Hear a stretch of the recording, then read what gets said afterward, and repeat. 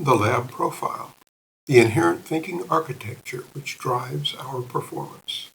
So managers can identify what each person can do, cannot do, and how to motivate them.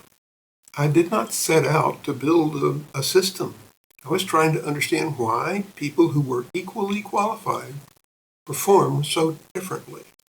In the 70s, I kept noticing something that didn't fit the prevailing business wisdom. Two people could hear the same instructions, sit in the same job, receive the same incentives, and perform in completely different ways. One would thrive, one would struggle. It wasn't intelligence, it wasn't experience, it wasn't attitude or motivation. What differed was how they thought. Each person was operating from an inherent thinking architecture which shaped what they could do, what they could not do, and how they were motivated. Everyone reveals this in the words they choose. Managers and interviewers hear those words every day, but most don't know what to listen for. This became the foundation of my language and behavior lab profile work. Once I could hear this thinking architecture in their language, performance stopped being a mystery. I recognized that managers could identify capability before results appeared. In this presentation, I'm going to show you what managers consistently miss in hiring interviews and how to begin hearing it for yourself. What managers are already hearing but not recognizing. When managers think about hiring, they usually focus on experience, skills, and cultural fit. These things do matter, but they're not what determines how someone will actually operate once they're in the role. In every interview, applicants tell you, often very clearly, how they think, how they make decisions, and what naturally motivates them. They don't tell you by listing their traits. They tell you by how they answer your questions. For example, when you ask a simple question like, what's important for you in your work? Some people immediately talk about achieving specific outcomes. Others talk about avoiding problems or mistakes.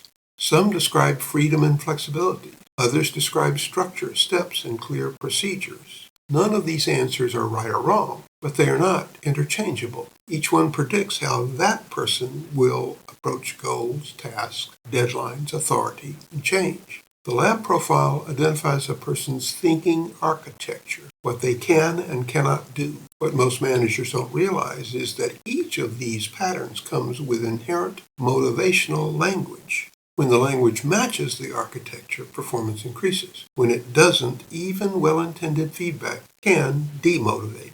This is why the same words work with one person and fail with another.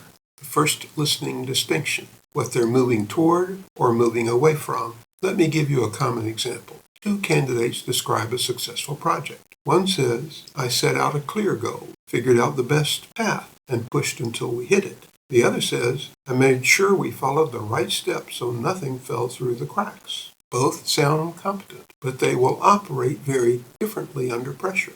One will naturally initiate action. The other will naturally maintain stability and consistency.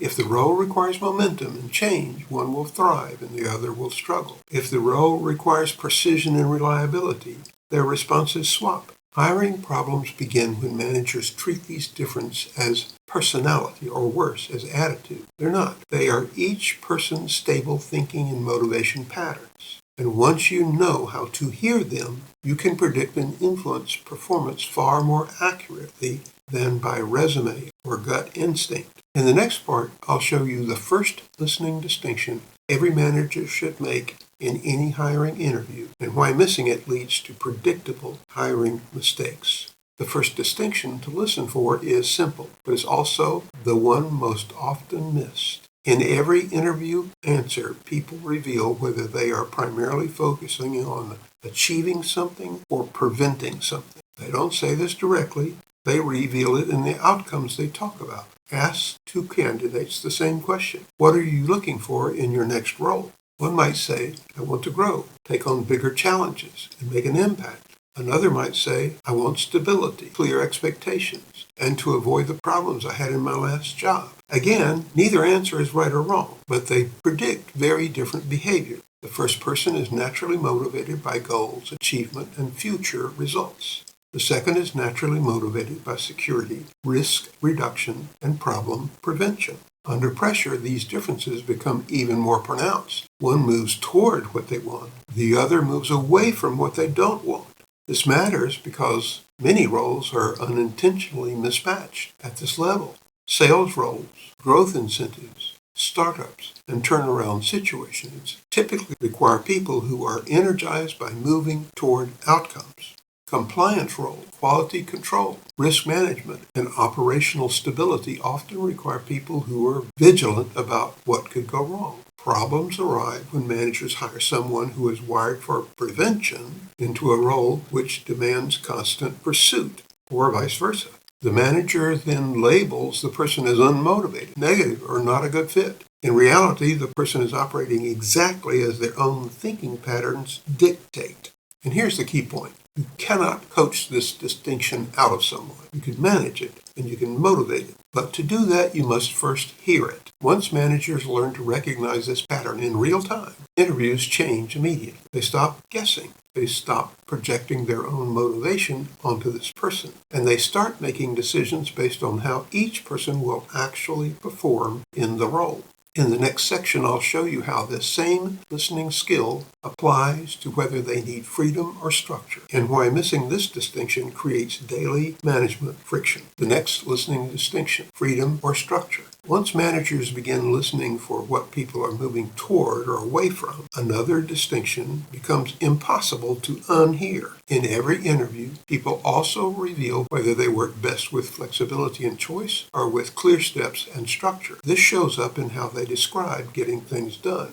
Ask a candidate, how do you usually approach a new project? One person might say, I like to explore options, figure out what will work best, and adjust as I go. Another might say, I want to understand the process, follow the steps, and make sure everything is done in the right order. Again, both answers sound reasonable, but they point to very different operational needs. The first person thrives when they have autonomy, room to experiment, and permission to change direction. The second thrives when expectations are clear, procedures are defined, and success is measurable step by step. Managers often make critical mistakes here. They hire someone who thinks like they think and then manage everyone that same way. When a flexible thinker is given rigid procedures, they feel constrained and disengaged. When a structured thinker is given vague direction, they feel anxious and unsupported. The manager experiences this as resistance, confusion, or lack of initiative. In reality, it's a mismatch between the role, the management style, and the person's natural way of operating. What makes this distinction especially important is that it affects daily performance, not just the big goals. It affects how people handle instructions, how they respond to feedback, how much oversight they need.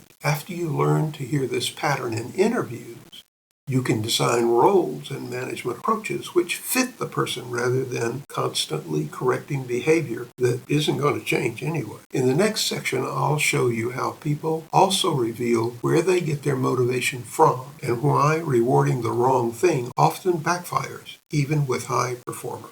The next listening distinction, where motivation comes from. Even when managers understand goals and work styles, many still struggle with motivation. They offer incentive, recognition, bonuses, or feedback, and are surprised when this works for one person and not for another person. In interviews, people quietly reveal where their motivation comes from. Some people are primarily motivated by their own internal standards.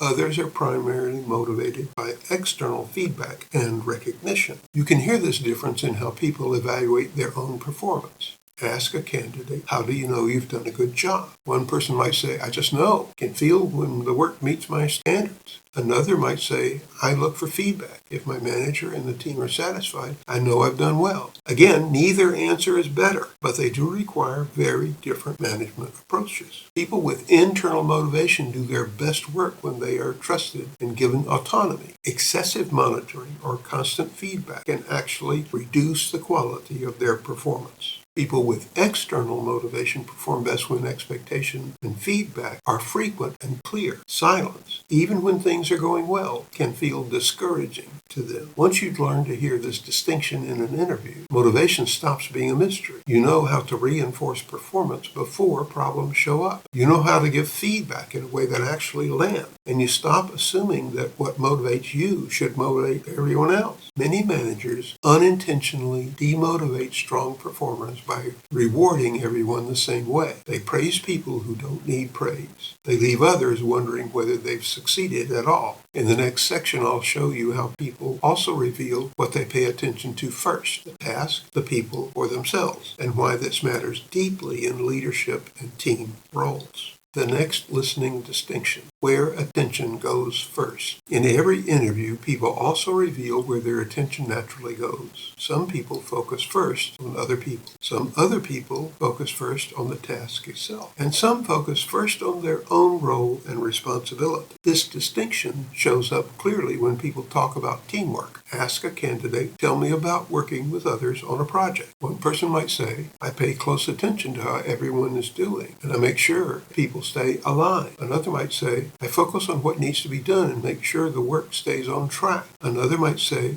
I make sure I'm clear on my responsibility and deliver my part well. All three answers can describe capable people, but they predict very different strengths and very different blind spots. People whose attention goes first to others are often strong relationship builders and communicators. They notice morale, tension, and unspoken issues quickly. People whose attention goes first to the task are often strong at execution and prioritization. They keep projects moving and prevent drift. People whose attention goes first to themselves are often highly accountable. They take ownership and follow through reliably. Problems arrive when managers expect everyone to focus on the same things. A task-focused manager may see a people-focused employee as too soft. A people-focused manager may see task-focused people as cold. A self-focused employee may be judged as not a team player, when in fact they are simply wired for responsibility. These are not attitude problems. They are attention patterns. Once you can hear where a person's attention goes first, you can place them in roles where their natural focus becomes an asset instead of a source of friction. In the next section, I'll show you how people reveal how quickly they initiate action and why misjudging this leads to false assumptions about drive and commitment. One of the most common hiring mistakes managers make is confusing style with drive. In interviews, people clearly reveal how they initiate action. Some people naturally move quickly. They start, adjust, and refine as they go.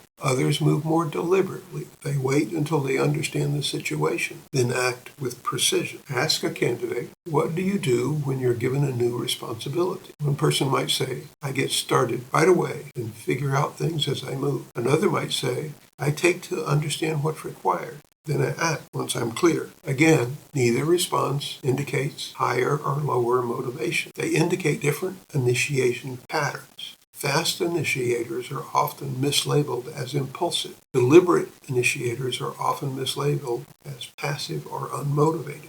In reality, both can be highly committed. The difference is when they move. Problems arise when managers expect urgency from people who are wired for careful initiation, or patience from people who are wired for momentum. The manager then micromanages, pushes, or pressures. Performance drops, and trust erodes. Once you learn to hear these patterns in an interview, you can set expectations correctly from the beginning. You know who needs freedom to start. You know who needs clarity before moving. And you stop mistaking different initiation styles for lack of commitment. In the next section, I'll explain why these distinctions, taken together, form a reliable way to predict how someone will actually perform in a role long before problems appear. Integration from isolated signals to predictable performance. If you step back a moment, you'll notice something important. None of the distinctions we've talked about are complicated. You've heard them before in interviews, in meetings, and in everyday conversations. What's been missing is not information. It's a way of listening systematically. When you listen for what people are moving toward or away from, how they prefer to work, where their motivation comes from, where their attention goes first, and how they initiate action, you are no longer guessing about these things. You're no longer relying on intuition, personality impressions, or resume logic. You're hearing a person's thinking architecture as it reveals itself in real time.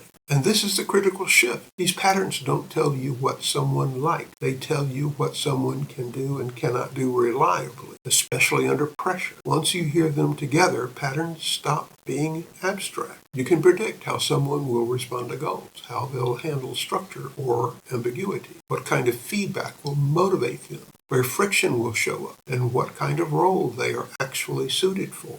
This is why smart, experienced managers still make costly hiring mistakes. They're listening, but they're listening without this framework. And without this framework, critical signals get missed or misinterpreted. I developed the lab profile to solve exactly this problem. It provides a precise, repeatable way to identify these thinking, operation, and motivation patterns through carefully designed interview questions, and the way to interpret the answers accurately. When managers learn this skill, hiring becomes calmer, management becomes easier, motivation becomes manageable and predictable, and performance stops being a surprise. If what you've learned so far has resonated, then the next step isn't more tips. It's learning the complete method, how to recognize all of the patterns, how they interact, and how to use them ethically and effectively in real hiring and managing situations. I've created a complete online lab profile training for managers, executives, and professionals who want to master this listening skill properly. It's designed to be learned at your own pace through prepared lessons, real interview examples, and clear expectations of what each pattern means in practice. This training reflects the most current, fully developed version of the lab profile based on decades of refinement and real-world application with companies and employees around the world. If you're responsible for hiring, managing, or influencing others, and you want a more reliable way to understand how people will actually operate and be motivated, you'll find more information about the training in this video's description. Thank you for taking the time to listen, and more importantly, thank you for beginning to hear what's been there all along.